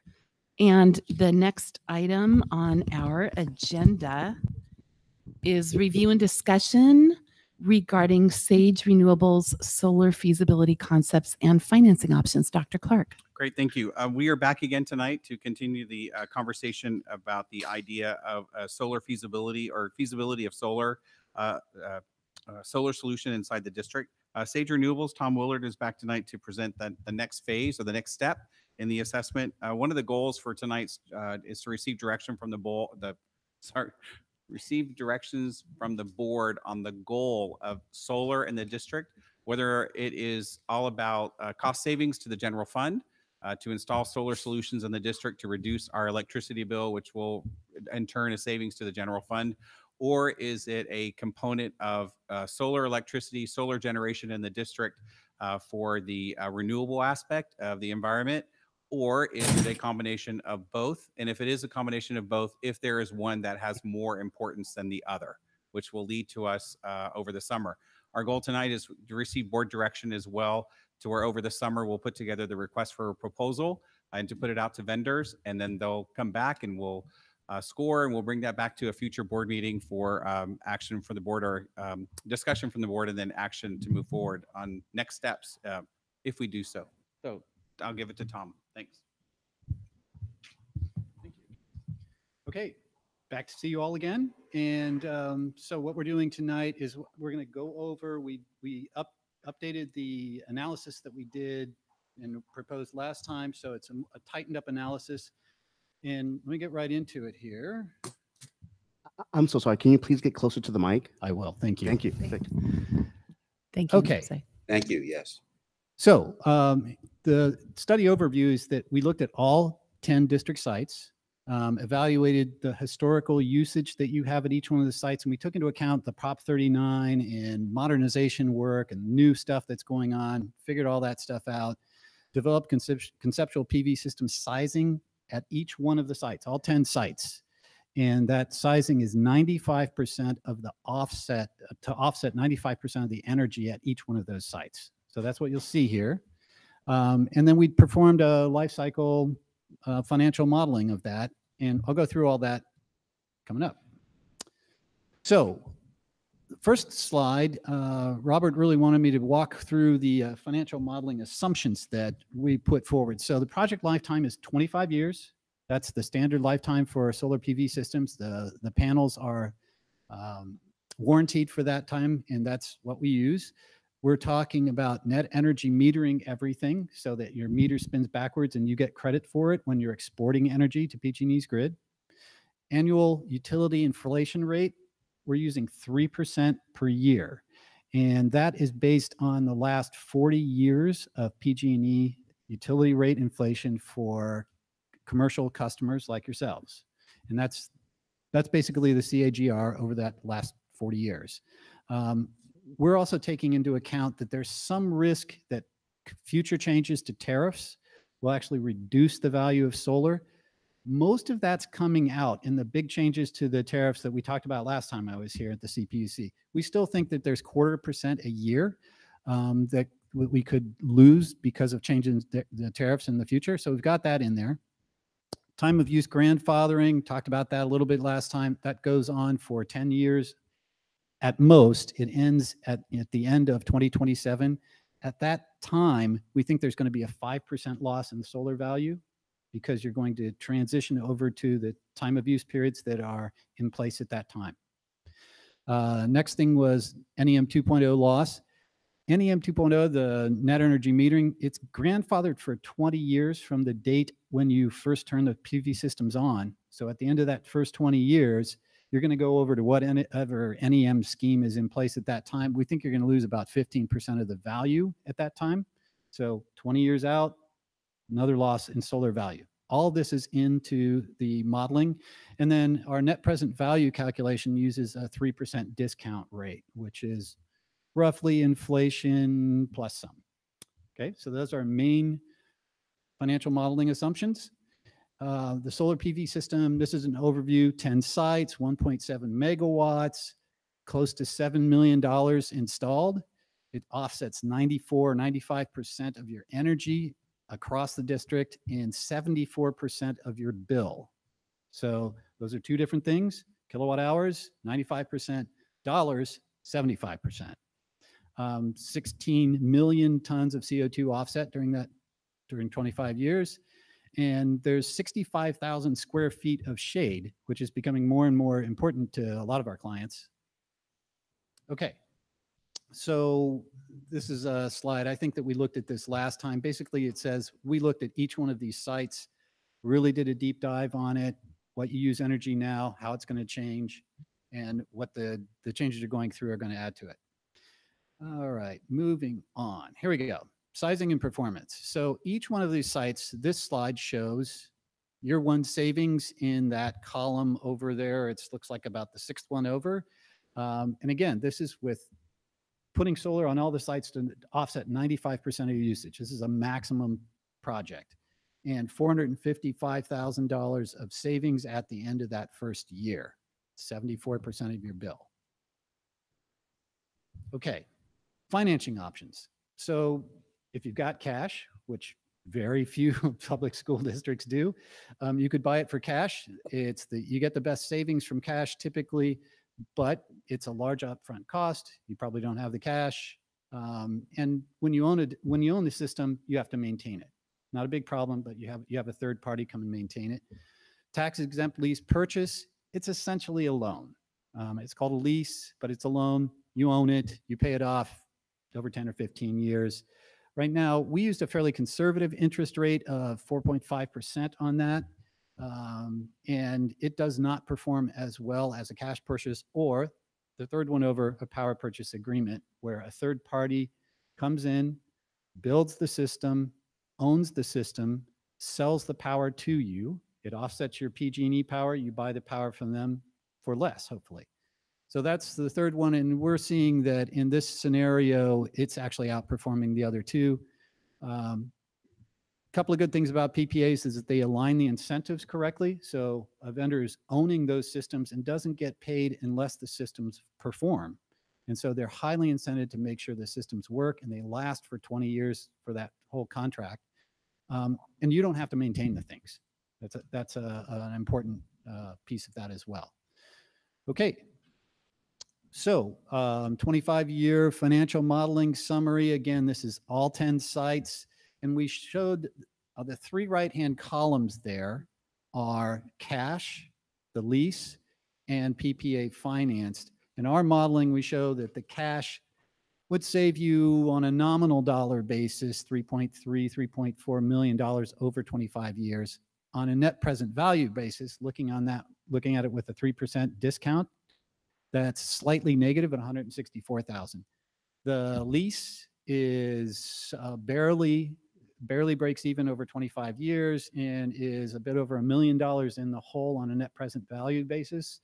And the PPA, we find about $2 million in savings, about $1 million on a net present value basis over 25 years. Okay, so what we did is we said, that's the most we can do. You're probably not going to be able to do all that because a number of these sites have really difficult footprints. There are trees in the way. There are roofs. Roofs are difficult with DSA and when you're going to replace your roofs. So what we did is looked at the all 10 sites and said, there are 3 sites here that perform the best. And they're probably the easiest to do. They're the biggest sites. And we just did a modeling of just if you did those 3 sites. And that's what it looks like. It's a 800 kilowatt system instead of 1.7 megawatts. Again, we're offsetting 95% of your energy, but we get 80% savings instead of 75%. That really helps a lot. So what does it look like? Our savings, we show savings in both nominal dollars and net present value for all 3 scenarios, cash, lease, and PPA financed. Again, PPA finance scenario, we're still talking about $1 million in savings. So instead of doing 10 sites, you do 3 sites, you get the same amount of savings. So that's where we're at right now with the project. Robert wanted me to talk a little bit about the siting itself and just walk through the sites and show you guys where we're talking about panels and where they might go. So I'm going to skip ahead here and pull up some sites. Whoa, went too far. So Crittenden. We're putting panels everywhere we can on these sites. These are small sites. There's not much in the way of parking lot stuff. If you go up to the upper right-hand corner there of Crittenden, there's a panel area called C2. And that right now, Robert, you might want to come up and talk a little bit about this stuff and walk through these things and see the board's reaction to them. So if you look at, I'm sorry. What? Oh, if you look at, if you look at panel C2, that's a shade structure, and it's just in front of the new auditorium. That actually is a bioswale that's required by DSA when we installed the auditorium. It's essentially, it's a rainwater collection area with some plants in it. And then there's the parking lot right in front of it. The concern we have is if you do that shade structure, it is right on the street. And then we planted some trees there. It's a really nice looking little space, but if you put a shade structure there, you'd be taking out all the trees, and then of course the plants would all die because they wouldn't get any sun. So one of the things that Tom and I were talking about is all the cost, all the numbers that are showing in his presentation, when all 10 sites were done, plus also even the best value sites, the estimated savings of doing the 10 sites is if you do all of these items. So the canopy, the Rs, which is our rooftops. If you look at C1, that's the new courtyard for the Innovation Center, which has 6 trees in it with the benches in it. And when those trees grow up, it actually will be a really nice space, not opposed to shade, but we would be ripping out those trees and putting in a large shade structure through the middle of the courtyard. It will have a different look. It'll produce shade, which will be great and very beneficial, and generate electricity, which is great. But the other side is, do you want a shade structure like that in the middle of that courtyard in front of the Innovation Center? So, but I wanted to make the point when we were talking was you have to do all of these to get the estimated savings. And when we start pulling stuff off, let's say, for example, we took off C1 and we took off C2, then the kilowatts generated from that school site have now reduced. That means the estimated savings will reduce as well. Oh, sorry. So Graham, the idea, one of the things that we were going to ask the board tonight for input was, and you can see the C is essentially the carport structure, the stage structure. We like C1. That's where the row of bleachers are sitting in front of the track, right in front of the track behind the Innovation Center at Graham. That's a great place. The bleachers are there. You put up a shade structure. That's a wonderful spot. We also looked at the idea of C2. It's a transition strip between blacktop and grass. I think there's 2 or 3 posts to put up the large structure. It's a great transition, plus also it produces a lot of shade. C3 was placed there as well to produce some shade on the structure or on the track. It could actually go to the right, further over closer to that kind of the trail on the far right of that track, the field itself. That produced some shade for somebody who's out there. But again, at Graham, those are the 3 things that are being proposed.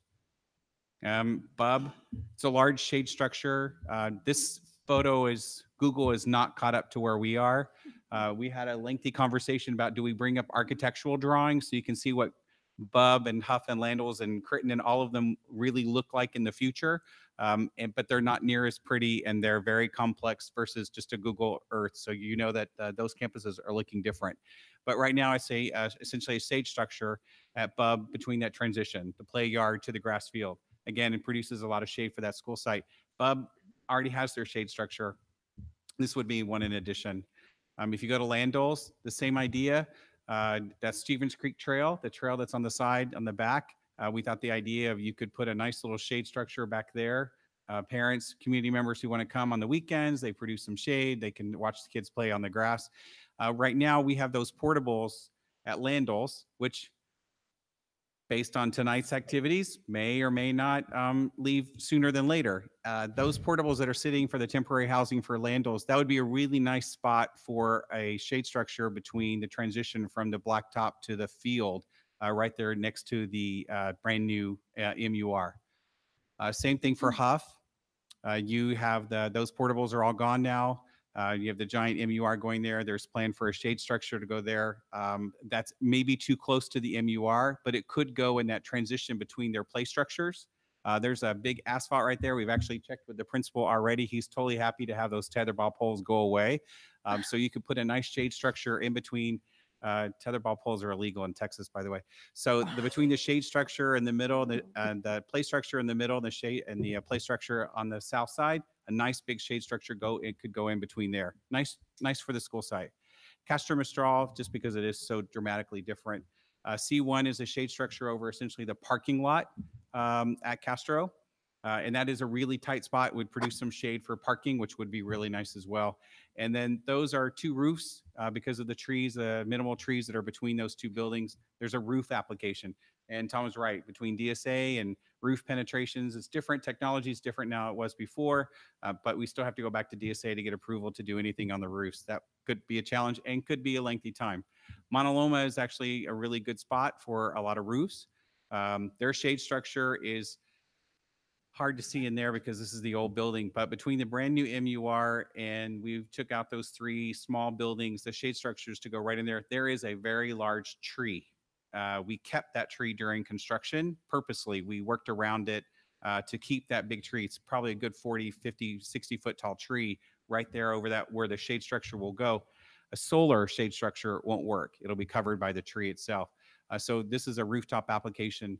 Tom informed me that it's very different now with Mauna Loma is a standing seam metal roof, and essentially DSA has approved clips. So it's a really simple application versus doing a penetration. They just clip onto the metal roof, which is great. Here's Therakoff, Stevenson, the district office. Therakoff up on the top of the slide. You can see the roofs. It's a standing seam metal roof again. It's a very quick application, hopefully through approval, and then we'd be able to do Therakoff. Stevenson has already roofs in place, but they are metal roofs as well, so we'd be able to do that. And then it shows us the district office. You can see the blue line, which is R10 on the south side of that of the diagram. That's the district office. The blue is actually the parking lot of the district office, which would be a great spot for a shade structure between Stevenson and the district office. And then that's that. You want?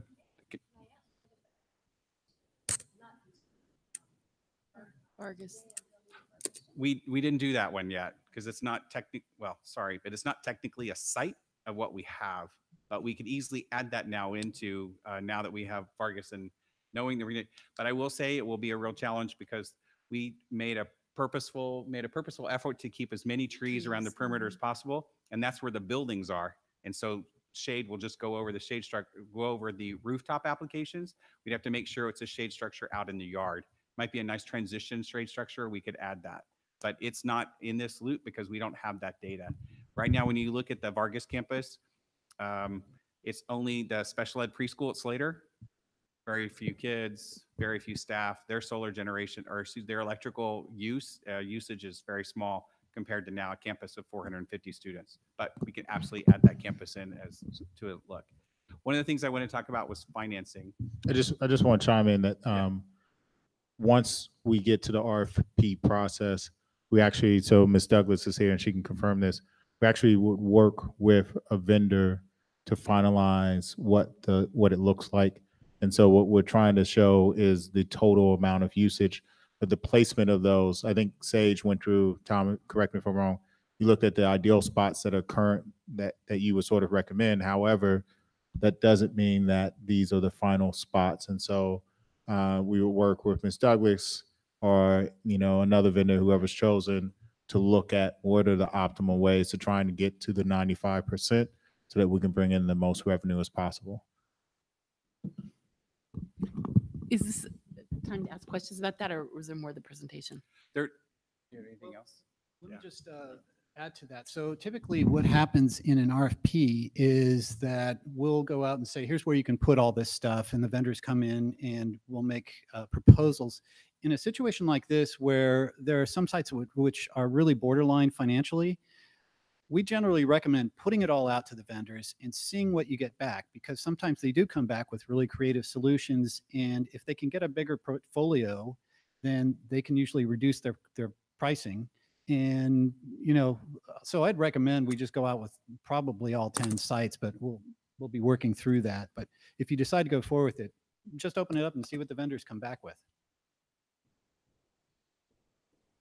And we would do 11 sites. So Vargas will be in there now. So we'll get to questions, but I want to talk about financing real quick because I'm sure that's going to be a question. The nice part, depending on how we decide to go out for financing, not so much part of the RFP, but for us as a school district, the numbers at least that have come back from Sage is that if we are financing with cash, if we as a school district are making a purchase, we get the better, the bigger bang for our buck. There's no doubt we'll make more in the end or save more if we can pay cash for it. It is a sizable capital investment. Right now, looking at this proposal to somehow for us a $7 million investment, we double checked with Chris Hyatt from Kegent, our financial advisor. For us to go out for a 25-year COP, we cannot afford a 25-year COP being paid by the savings estimated from this solution. The COP itself, even having 25 years, no payments for 3 years, essentially deferred, where the COP payment is $540,000 a year. So the estimated savings from the solar would not pay the COP. We'd be in the hole. So one of the ideas that we're going back forth, and the superintendent and I have had a couple conversations about, and then also I expressed with Chris Hyatt as well, is what if we did a hybrid? Let me back. I forgot to tell you, we do have capital funds available. We do have $7 million sitting in a combined account of Measure G, leftover bond funds, and the COP funds. There's about $5 million right now unspent, between $4 million of both Measure G and COP. When we look at the budget allocation summary page, it's about $9.5 million right now. You put those two funds together, leftover Measure G, leftover COP together. My concern is that if we take $7 million out of that, essentially Fund 21 and Fund 40 to pay for solar, yes, we'll be saving approximately $450,000 that first year. And then those savings fluctuate those 25 years. Prices go up, prices drop, usage, the amount of sun we have that year. What if it's an El Nino year and it's cloudy every single day for 2 months straight? The generation drops. Our savings will fluctuate as well. So it's one of those things we're not going to be able to count on every single year. We're going to save $450,000. That won't happen. My concern is that if we use $7 million of our capital funds that are available, and we still have a good number of projects that are on the list, they're above the line. Shade structures is one of them. We had earmarked just over $1 million for shade structures in the district. If we are able to use that million to pay for shade structures, that's a huge plus. But the concern is that other things that are on that list that we still want to get done as a district, we may not be able to do. So one of the things that we've talked about is a hybrid. What if we took half of our capital projects and then half COP? And because that we'd still be able to generate this, essentially $455,000 of savings.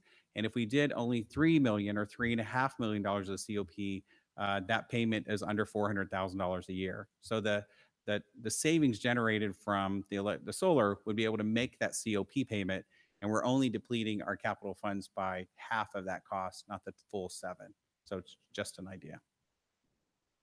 Okay, I think we're good. Thanks. Any clarifying questions, trustees, before I take comments from the community? I just have I'm new to this, so I'm just unclear. I noticed there's a lot of space, it seems, when we look at the schematics over play structures. Is there a reason why we avoid trying to place these over existing play structures to not only get solar, but provide shade to where the kids are often playing? Well, sure. So the DSA can be a little difficult. Yeah. So the shade structures that you see here are pre-checked by the DSA, and they're typically limited to about a 14-foot clear above ground. And so to get them up and have enough clearance over a play structure, you're probably looking at 20-foot clear. Okay. And then it gets a lot more expensive to Yeah. run custom stuff through the DSA. Okay, thank you.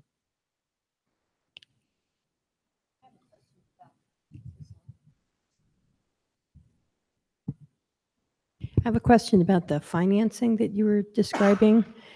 We haven't had this discussion yet. And we talked about, we got into it a little bit a couple weeks ago. Some tentative interest in putting a second story onto the new Vargas School. And, you know, what source of funding would be used for that? And would it be Measure G leftover funds? So I'm a little concerned that, you know, it's going to be one or the other. So what are your comments about that? We do know for sure that we will not be able to put a second story on an existing one single story at the planned Vargas right now and be open in 2019. So getting through DSA, getting through Enviroplex to build a building, to get it installed, to open doors in August of 19, that won't happen. So if we do need to add classrooms to the Vargas campus and we're looking at actually building a building and maybe adding a second story, we'll have to go through, we'll just build a brand new building on that campus. Right now, we haven't talked about what funding sources, what's actually going to pay for that.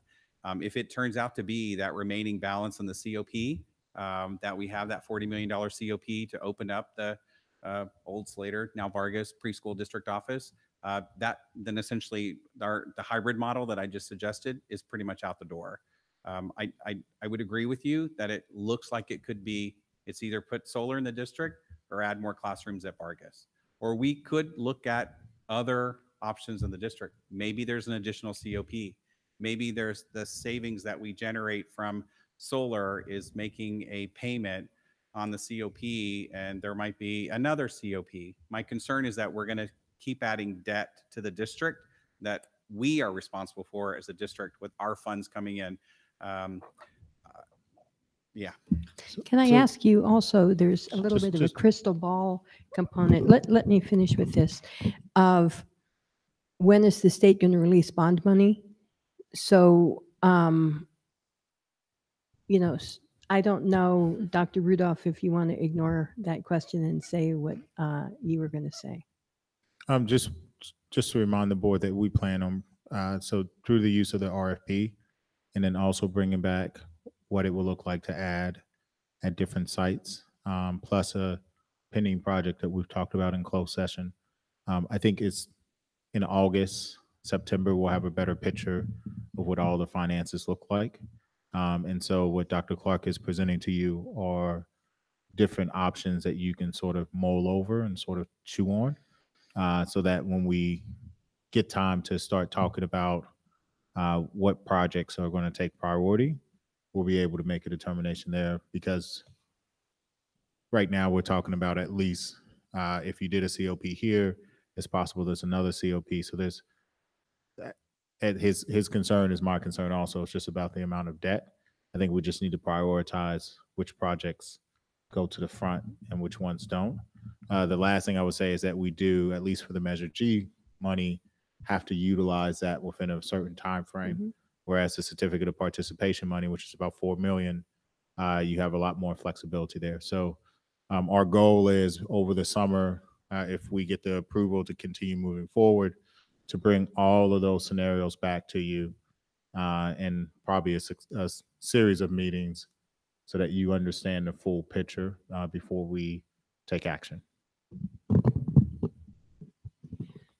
I also just had a question, and this may have been addressed earlier, but about the placement. Like you were pointing out, if Crittenden, if we put it up by the, is that Crisanto? I can't remember that. We'd destroy the landscaping stuff there. If we put it over the courtyard, then that would be in the shade. But it seemed when I was looking at the schematics at Crittenden, by the sports pavilion in the parking lot, Graham, the parking lot in the back, Landals, the parking lot, Huff, the parking lot. I'm just wondering, other than wanting to provide shade for students, which students aren't going to be hanging out in the parking lot, why wouldn't we put shade structures, or sorry, solar structures in the parking lots? Carports. I will say that my limited experience, one of the first complaints we get when we install carports is what you've had to remove to install those carports, and typically at the front of a school. We'll pick on Huff, for example. Huff has a lot of trees, a lot of vegetation in their parking lot. We'll end up taking out a lot of those trees, and you have a metal shade structure type building structure right at the front of the campus. If you've got a large student parking lot, I'm picturing like San Ramon Valley. If you have a large parking lot that has 1,000 high school students parking in the back, load it up. Just cover it up with shade structures, absolutely sun protection for the cars, generate all the power you want. But I will say that the concern we have, similar for why Crittenden, why C2 was maybe not the desired, because it's right on the street. If you start, our parking lot, all of our parking lots are on the very front of a campus, and visually, as much as we maybe want to generate electricity and do good and renewable energy, aesthetically, it's not very appealing to put a metal structure right up at the front. But like at this, in front of the sports pavilion there, that's not really the That's front. very different. But Yeah. if you'll look, There's some trees. They're not big. They're not big, but I will say we've taken down a number of trees in the district, and we've done a really nice job of replacing them and adding more than what we take down. My concern is at some point we're going to take down so many that I think we're going to cross over that line. Okay, well, I would just want to consider that, like, before we plop one in the middle of the courtyard. Yeah. But Sure. we don't need to decide that today. No, I get I it. will say that was one of their first drawings, and that was my first comment is that actually, and that one is shared property with the city. So the city would have to sign off on that as well, that particular location. Okay. Yeah, but we can absolutely put it back. Thank you. So Ms. Douglas wanted to speak on this topic. Good evening, members of the board. I'll try and be quick, especially because it's really late on that side of the room in New York. So I'm a future district parent, and then I lead development for NG Services in the Bay Area, and it's really good to see you all again. I'm so glad to see the continued progress on sustainability and energy cost savings, and especially it's exciting to see your thoughtful approach, because I've seen on your campuses you have so much going on, and then in the classroom you have so much work to do. So I appreciate that you are continuing to push forward on this effort with so much else going on in the district. And I think it's also particularly kind of a miracle that you have those bond funds available that Dr. Clark talked about, especially given the construction environment we are just coming through. And I think I've learned from watching board meetings, one of the ways you've done that is a collaborative design build approach, and working together to figure out exactly questions like what you guys are bringing up. So I hope you can kind of build on the success of the design build approaches you've taken in the past. And for example, the site selection is so important to cost, and have a builder at the table to make sure you're making all those decisions, balancing the financial, the site impact, and the constructability, the real nitty gritty construction. One other thing I've thought of in your discussion is that you can look for a builder who will guarantee the energy savings. I know there are lots of uncertainties that none of us have control over in energy markets and things like that, but you can ask for a guarantee of what the output of a system is if you choose to buy it. You can also ask for built-in operations and maintenance, so you don't have to worry about that. And of course, if you can put in some sort of bond funds, the savings really drop right to the bottom line into the classroom. So that's something to consider. One other item to consider would be that a design builder with experience on other energy measures as well would help you continue to reduce your bill as much as possible. I know Tom showed some of the reductions that are already planned and things like that, but it's always important to look to reduce so that maybe you can give up one of the canopies that would be hard for the community to accept or something if you're able to reduce your bill, all in the same thought process. And lastly, I also hope as a future district parent that you would use these as teaching tools, bring them into the classroom, ask your partner to train your teachers to bring in hands-on opportunities to connect solar to the classroom as well. Thanks. Have a good night. Thank you. So trustees, additional questions, comments? And if I can just ask one of Dr. Cluck right at the beginning of this presentation, you said you wanted us to think about whether we value A more than B, and I was trying to take notes. And could you reframe that for us in terms of the feedback you're looking for? So I'll get there in just one moment. So the idea is that we'd like to leave tonight with direction from the board, so we can put together the RFP over the summer, working with Phil Henderson, our attorney. One of the things that we just heard about all the components in that RFP, there's an education component. Can we guarantee the savings every year? We're going to give you all 11 site maps, the current ones, the real ones, and say, go forth and design a solution for us. We'd like to know whether or not it's, now that we know kind of like shade structures, put them wherever you can, wherever it makes sense. It's okay to sacrifice a little here to get it over there. That's good. So when I started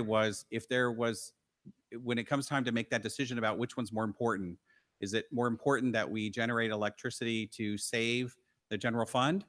Or is it more important that we're being green and doing renewable energy because that's what, good, environmental stewards do? Or is it a combination of both? And if it is both, is there one that has a little more priority when it comes time to making that decision? So that's where we started. Thank you. Sure. So tonight it would be, that's what we're asking the board to kind of give that direction. So trustees, comments, questions? Sure. I'd like to go with both. I think it makes sense because it gives you flexibility to be able to deal with what are we going to get in return from what's out there. Different set of eyes, different perspectives can give you different ideas. And then depending on that, at that time, then we can factor in which one's more important to do between this and or what's already on the list for Measure G funding. But if we can get as much information as possible on how that would look like, I think that's a good start. So once again, I agree with Trustee Gutierrez. I agree as well. This may be getting into the weeds, but is there any benefit or incentives through the AB 32, the California Cap and Trade, to schools for implementing these kinds of solutions to reduce greenhouse gas emissions and like by this many metric tons? Just a curiosity question. This is kind of in my line of research. Not really is Okay. the answer. Okay. The short answer. That's a good answer. You should retain the environmental, attributes. They're called RECs. Yeah. Whether you own the system or a vendor owns the system in a PPA or third-party finance, you should retain the RECs so that you actually have those environmental attributes. You're going green, right? You own that. Since they don't have really any significant value in the California market right now, it's not a big deal for the vendors to provide them to you, and you don't really have to pay for them. Okay. So Thank you. I also had a question before I start doing the values. In the presentation, you were suggesting that the power purchase plan is like the best in terms of savings, that it generates the most. But then I'm hearing people say, no, if you buy it yourself, and especially if you negotiate in some kind of a maintenance piece of what you buy, that's actually generates more cost savings. So I'm a little confused. Right. So the modeling that we did assumes that you have to essentially that you have to pay back the money. If you use bond money, it's money that's provided by taxpayers. You don't have to pay it back. So any savings that you get from bond money goes directly to your bottom line operational savings. If you have a COP, it's a lease and you're paying that money back. And so you don't get all those savings because you're, paying off the lease. So it depends on how you look at the money and how it's, how it's accounted for, but that's why there's some confusion there. Thank you. Mr. Coladonato, you've been patiently sitting through this presentation in the wee hours where you are. Do you have anything you'd like to say? Yes, thank you for the opportunity. I like the minimal build out. The fact that the minimal build out seemed to save about as much money as the 10 site build out sounded good to me, because then by doing that, we'd learn a lot about how this all works and maybe decide to do the other 7 or 8 sites differently or the same. But that seems like the best 3 projects to do. And so I'm leaning towards liking that subset over the whole set. And separately, with all the different capital projects we have going on, I'm interested in hearing more about our bonding capacity. I know that it's related to assessed value, and assessed value's gone up. And so between Slater and the COP for Slater and other projects that we've discussed and this project, maybe it would be a good use of bond funds. Were you suggesting the bond funds that remain from Measure G, or were you suggesting floating something new? Yeah, oh yeah, I mean the latter. Interesting. I'd like to, I think it'd be good for the budget if we paid off the COP with a bond.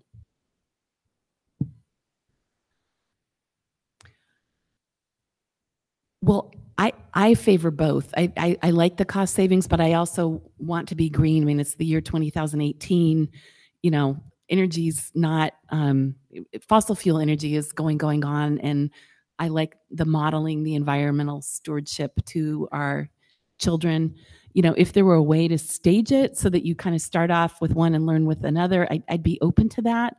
But it sounds like if we were to do an RFP that includes all 11 sites, there might be some other savings that are generated. And I like the idea of having it at each school.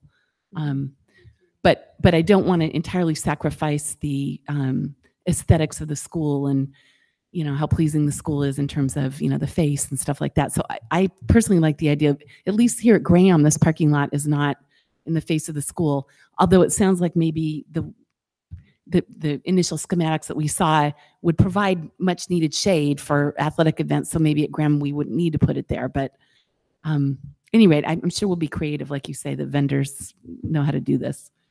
The Graham side, I'll just say, having come here for soccer, that those where you have it here would be perfect, because you just sit out there and you bake. But I'll also say that a lot of those schools in Los Altos, like Covington, where I'm currently going for summer camp, it's right in the front of the school. And since last year going to summer camp there, they have installed solar on its front facing. It's in the parking lot, and it isn't, to me, an eyesore, because that's the transportation sort of hub of a school. The school's really inside. And I know it's kind of, when looking at it, it may seem aesthetically displeasing, but I was like, oh, I was pleasantly surprised. And even Bullis it is near the back, but it comes right up to adjacent to the main Covington Road. So What- I'm not completely averse to having it on school fronts if it saves us cost, if it's cost savings. And to the point of that there's landscaping and trees already in the parking lots that might have to come out. I mean, we could do it in concert with a plan to plant new trees in other portions of the campus so that we net don't lose any trees. I think we all agree we want to explore further. I think we're good, right? That's good. Did you get what you were looking for? Yep, perfect. Thank you. Thank you. And thank you for the proposals. I mean, I'm excited that we're moving forward with this. So All right. We have board updates. I think most of us have or will very soon email our updates to Ms. Lilga. Did anybody have anything that they were burning to share live this evening? Okay. Items for future. I got one. Oh, I'm sorry. Minor, no problem. I'd just like to thank Nick Haffen, who's manning this laptop I'm on, for coming to the meeting and helping me conference in from New York City, and for Kathy's help with it as well. Thanks. They both say that you can't hear them, but thank you, or they appreciate that. So I also just want to say the graduations were awesome. We'll share that. Last week it was really exciting to see so many 8th graders going on to high school next year. So, any items for future agendas, trustees? Okay, we've got the future board meeting dates in the agenda. So at 9. Can I? Oh, yes, one please. quick minute. I'm sorry. So I just want to thank the board and the executive team and the school district as a whole, our teachers, our students, the community, for being with us through every step of the way this year. For 2017 and 2018, we've tackled a lot of difficult issues, and we've learned a lot from this process, everyone, but we always move together for the best interest of the kids. And I want to say thank you to everyone and to you, Madam Blakely, for helping us steer the ship in the right direction. And I'm looking forward to what's happening or what will happen in the upcoming years and working together as a team. So thank you, everyone. Thank you. And happy summer, everyone. At 9:25, the meeting is adjourned. All right. See you in August.